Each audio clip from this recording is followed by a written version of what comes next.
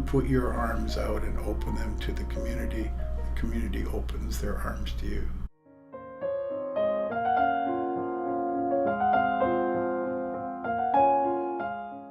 Educators have to be the leaders in creating the change that we need in education.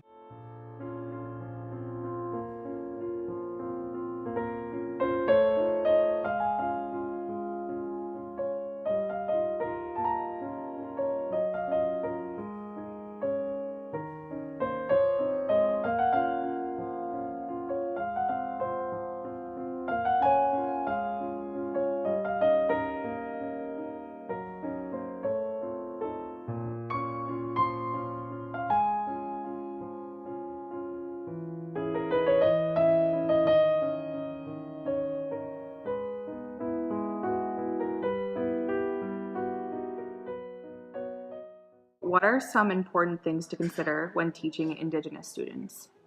You really need to see the big picture.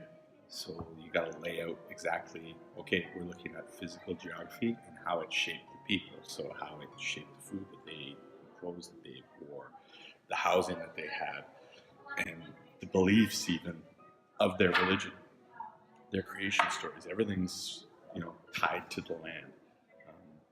If you can give them a big picture context, and walk them through things, like the way that they would traditionally learn would be like an apprenticeship.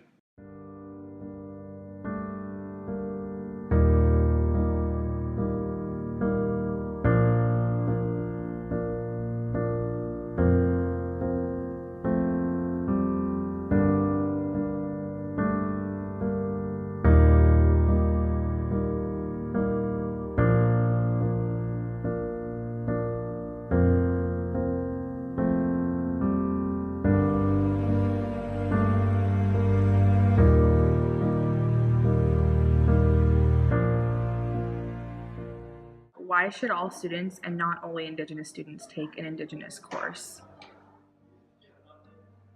My biggest thing is I try and promote historical empathy. So whether it be the Nazis' persecution of the Jews during World War II, you try and see things from other people's point of view. So when I put it out there, I think it's good. What you're doing at university is great. I've found university helped me to show both sides of an argument. I think the only way that you can truly get behind something like that is to look at it from their perspective and gain a whole bunch of insight, which I think is a traditional Native genre of thinking. Like, look at it through their focus, where they're coming from.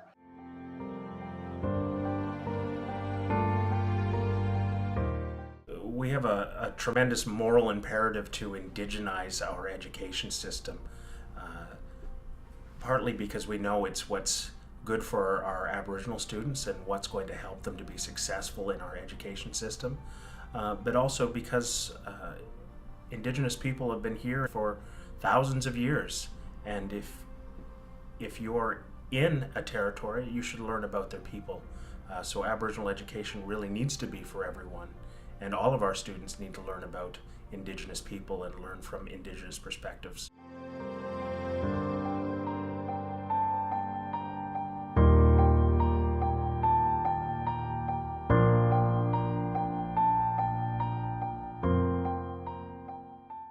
What are some strategies you can use to integrate Indigenous learning into public school learning?